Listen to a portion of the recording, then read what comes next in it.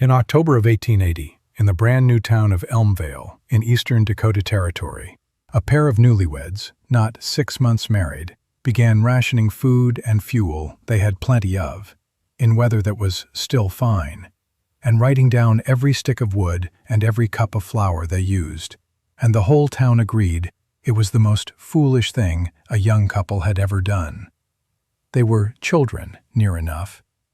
Thomas Auld was 22, and his wife Elsie was 19, and they had come out that spring from Wisconsin, Greenhorn's entire, and filed on a claim and thrown up a little house and got married in it. And they did not know one single thing about a Dakota winter, having never seen one. And they knew that they did not know, and it was that, in the end, that saved them, though the town could not have guessed it then. We were the town, and we laughed at them, and we are the ones telling this, because we are the ones who lived to be ashamed of it.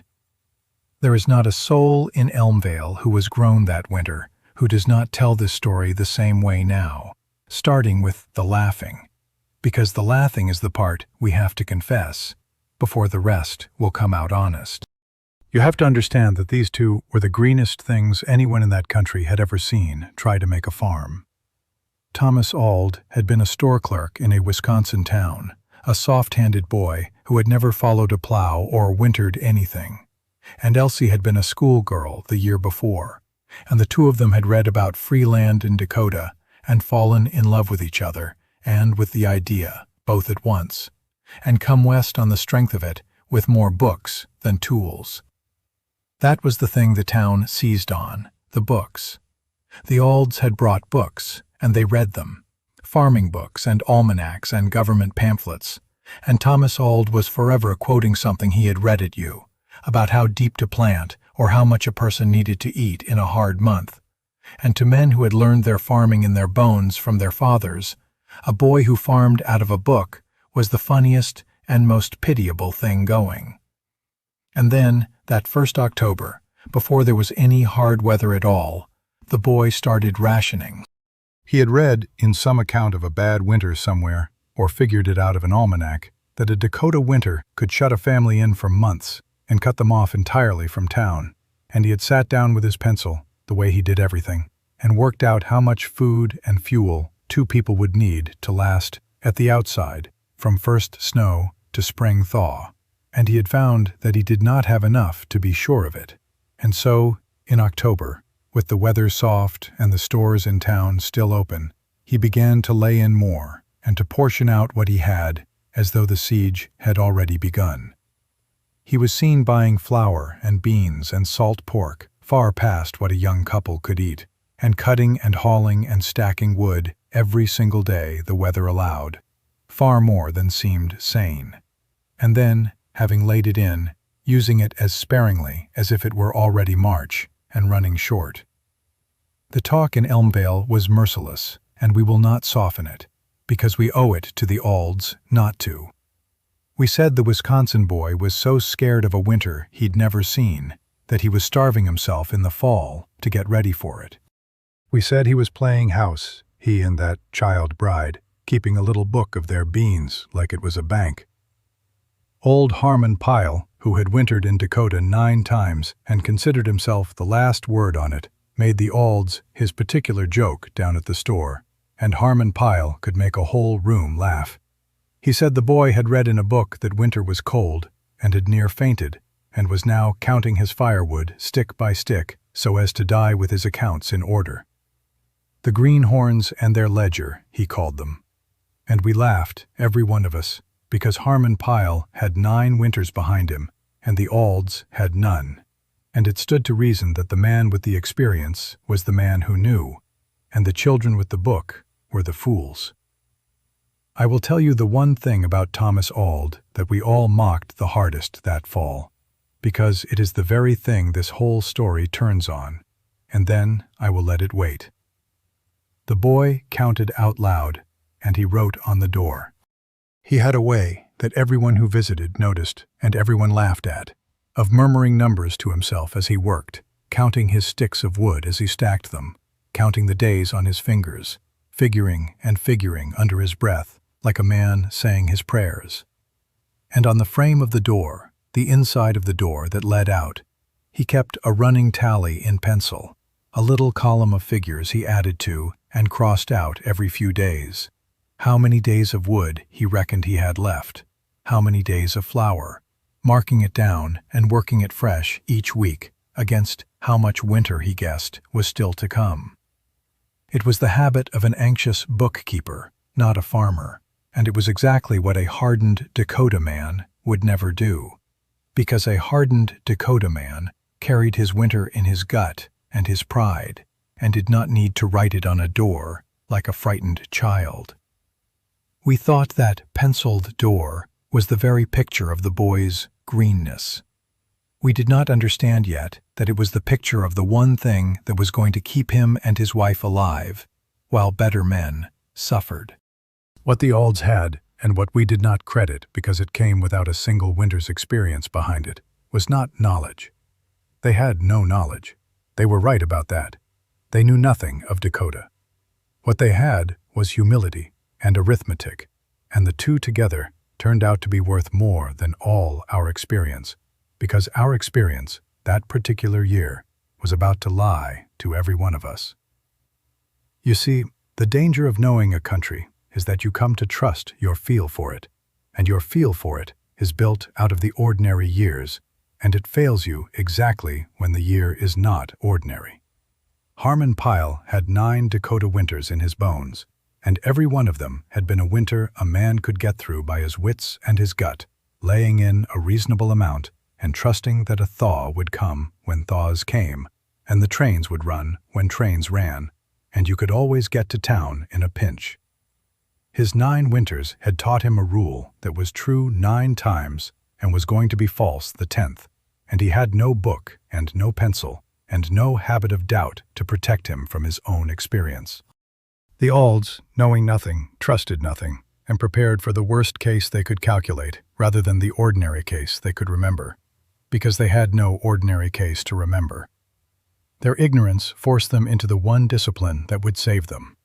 They planned for a winter they could not imagine, precisely because they could not imagine it, while the experienced men planned for the winter they knew, and the winter that came was one nobody knew.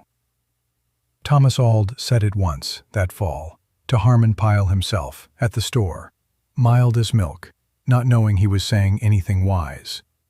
Pyle had ribbed him about his rationing, asked him, did he expect the winter to last 2 years? And the boy said, "No, sir, I don't know how long it'll last. That's just it." He was not being clever. He was explaining himself. "I don't know, so I have to get ready for it to last longer than anybody thinks." And Pyle laughed and told the store the Greenhorn was fixing for a winter of biblical proportions.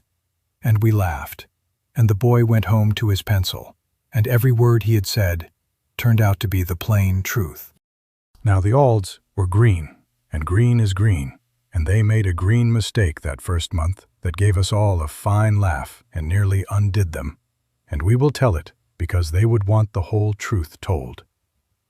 In their zeal to lay in wood, and not knowing yet how to judge it, they cut and stacked a great deal of green, unseasoned wood, wood full of sap that would hiss and smoke and barely burn, thinking a big woodpile was a big woodpile. And a neighbor, one of the few kind ones, an old Norwegian named Sundeberg, who did not laugh at them, came by and saw it and told them the truth, that half their great pile was near worthless for months, too wet to give real heat, and would fail them exactly when they needed it. It was a beginner's blunder, and it could have killed them. But here is the thing, and it is the whole difference between the Alds and the rest of us. They did not argue, and they did not despair, and they did not trust their pride the way an experienced man trusts his. They believed Sundberg instantly, because they knew they were ignorant, and they recalculated then and there, the boy at his pencil, and they went out and cut more, dry standing deadwood this time, as Sundberg showed them, and they doubled their labor and got in a proper store of wood that would actually burn, and they marked it all down fresh on the door. Their ignorance had led them into the error, but their humility got them out of it, while a prouder man would have defended his green woodpile till it failed him in January. By the time the first real snow flew, the old place, that we had all laughed at, was the best provisioned little claim in the township, though it was the greenest. And I will tell you what it looked like to us, because we drove past it and shook our heads. It looked like two frightened children had barricaded themselves in a tiny house against a boogeyman, with a mountain of wood and a cellar full of food, and a pencil tally on the door counting down the days of a siege that had not started, in a country where the experienced people were going about their business calm and unworried because they knew, they thought, what a Dakota winter was. The Alds looked ridiculous, overprepared, comically afraid. We did not know that the only sane response to what was coming was to be exactly that afraid, and that the only one of us who was afraid enough was the boy with the book. The winter that came was the one they still call the hard winter, and it came early, and it came to stay. The first blizzard struck in the middle of October, weeks before winter had any right to begin. A howling 3-day storm that buried the country in snow while the trees still had leaves under it. And every experienced man in Elmvale, every one of us, said the same wise thing, that it was freakish and early and would surely melt off, that it was too soon to be the real winter, that a thaw would come and open things up again, as it always did. It was the first lie our experience told us, and we believed it, because it was what 9 winters, or 20, had taught us to believe. The thaw did not come. The snow did not melt. Another blizzard came down on top of the first before the first had settled, and then another, and the trains that brought the coal and the flour and everything else the town lived on began to struggle through, and then to fall behind, and then, as the cuts filled with snow faster than men could dig them out, to stop. The hard winter did not care what our 9 winters had taught us. It had come to teach us something else. It shut down like a trap, and it did not open again until spring. And I am going to tell you plainly what it was, because it is in the record, and the ones who lived it never needed telling. From that October blizzard until the following April, better than 6 months, the snow never left, and the cold never broke, and the trains, for weeks and then months at a stretch, could not get through. The whole of that country was cut off. The storms came one after another, 40 of them, some counted, over the winter, blizzard on blizzard, with barely clear days between, until the snow stood higher than the houses, and people tunneled from door to barn, and the temperature went down and stayed down, and the coal ran out, and then the wood ran low, and then the food, and the trains did not come, and did not come, and did not come. Whole towns that had trusted the railroad to feed them all winter, as towns had always been able to, found the railroad beaten by the snow and themselves facing starvation in the dark. It was the worst winter the settlers of that country ever saw, before or after, and it caught nearly everyone the same way, with a fall's ordinary provision laid in against a winter that was anything but ordinary. Now I will tell you how it went in Elmvale that winter, in the houses of the experienced, and in the little house of the Greenhorns, because we watched it happen, and the watching cured us of laughing forever. It went hard for the wise men. Harmon Pyle, 9 winters and all, had laid in what 9 ordinary winters had told him was plenty, and it was not plenty, not for this, not by half. When the train stopped, and the town's coal gave out, and the storms would not let up, the experienced families of Elmvale began, one by one, to run short. They had trusted the thaw that did not come and the trains that did not run, because their experience had promised them both, and their experience had been wrong. By January they were burning their furniture and twisting hay to burn like everyone else, and rationing in a panic what should have been rationed in calm October, and going hungry and going cold, and some of them coming, at last, to knock on doors and ask for help, proud men brought low, because the winter had broken the one rule their whole lives had taught them, which was that a Dakota winter could be survived on confidence and a reasonable store. Harmon Pyle near froze that winter, Harmon Pyle, who had made the greenhorns his joke, sat in a cold house in February with his wood near gone and his flour near gone, being taught by the hard winter the lesson the greenhorns had somehow known in October. And the Alds, the children, the greenhorns with their book and their pencil and their door, they were fine. I do not mean they were comfortable, for nobody was comfortable that winter, and they were cold and cramped and weary of it like everyone. But they were never in danger, not once, all through the worst winter that country ever saw. And the reason was the pencil on the door. Because Thomas Auld had prepared in October for a winter longer and harder than anyone thought possible. He had the wood and the food to meet exactly such a winter, when, against all the odds and all the experience, it actually came. And because he had never once stopped calculating, because the habit we mocked was a habit and not a panic, he managed his stores all winter with a cool hand, reading his tally on the door, portioning out the wood and the flour against his best guess of how much winter was left, never burning too much in a cold snap out of misery, never eating too much in a hungry week out of despair, always working from the pencil and not from the fear. While the experienced men swung between false ease and sudden panic, the boy who had planned for the worst simply executed his plan, day by counted day, and his plan, alone in that township, had been built big enough for the winter that came. The greenhorns had prepared for a disaster they could not imagine, and the disaster came, and they were ready. And the men who could imagine only an ordinary winter were destroyed by their own imagining. I promised I would make the plain sense of it clear, and it is a strange lesson, and we of Elmvale have chewed on it for 40 years. It was not that the Alds were wiser than we were. They were not. They were ignorant, and we were experienced, and ordinarily experience would have been right and did us proud. The lesson is deeper and more troubling than the young beating the old. It is that experience of the ordinary is exactly what blinds you to the extraordinary. Every one of us old Dakota hands prepared for the winter we knew because we knew it, and our knowledge was a wall we could not see past. The Alds, knowing nothing, had no such wall. They could not prepare for the winter they knew because they knew none. So they did the only thing their ignorance left them, which was to prepare for the worst winter they could calculate on paper, a winter far beyond any of our experience. And that paper winter turned out to be nearly the real one. Their humility made them plan for the unimaginable. Our pride made us plan for the usual. And the year was unusual, as years sometimes are. And in an unusual year, the humble calculator beats the confident veteran every time. Not because he knows more, but because he knows nothing. And so he guards against everything, while the veteran guards only against what he has seen. There is no magic in a pencil on a door.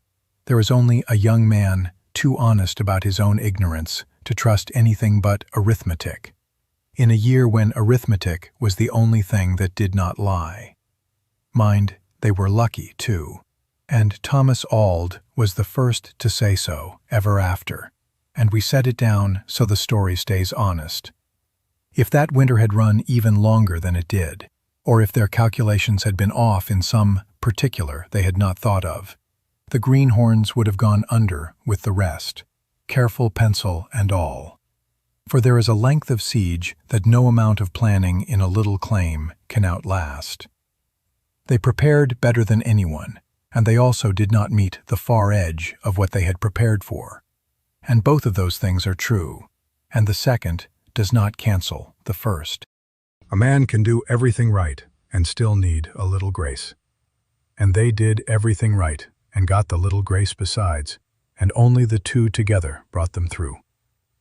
And their whole store was near enough gone by the April thaw that another 3 weeks of winter would have found even them in trouble.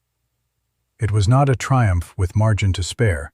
It was a near thing, won on paper in October and endured by discipline until spring. And it would want telling that way. When the thaw finally came, in April, and the trains broke through at last, and the country dug itself out into the light. Elmvale was a humbled town. We had all been sure in October that we knew what we were about, and the Greenhorns did not. And the winter had shown us, in the plainest and hardest way, that the Greenhorns had been the only ones among us who saw the truth, which was that you cannot trust a hard country to be ordinary just because it has been ordinary before. And we did the thing a town does when it has been thoroughly and publicly taught a lesson by the people it laughed at. We went to school on them. That is the part I am gladdest to tell. Nobody in Elmvale laughed at Thomas Auld's pencil again. The next October, and every October after, for years, half the town could be seen doing exactly what the Greenhorns had done, laying in far past the ordinary, cutting dry wood by the cord, and, yes, keeping a tally. More than one family took to keeping a running count of their winter stores in pencil somewhere, on a door or in a book.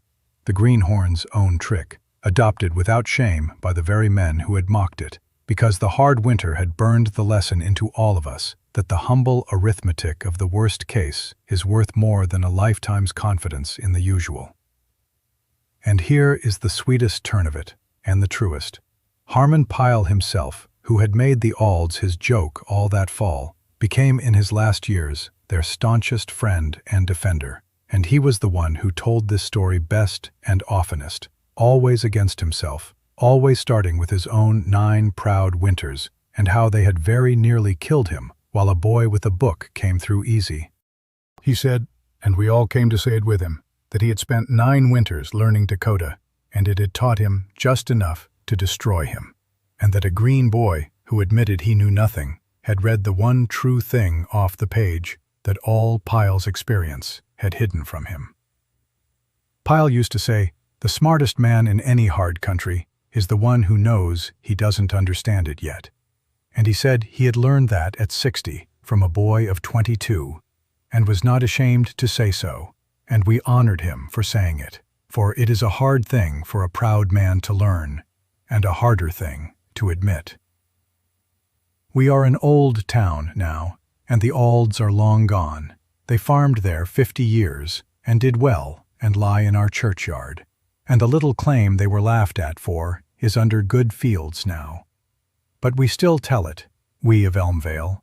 We tell it to the young ones who think that knowing a place means you are safe in it. We tell them about the Greenhorns and the pencil on the door. And what we tell them is the thing the hard winter taught the whole proud, experienced lot of us, which is that the most dangerous thing you can own is the confidence that you already understand, and the safest thing you can own is the humility to prepare for worse than you have ever seen.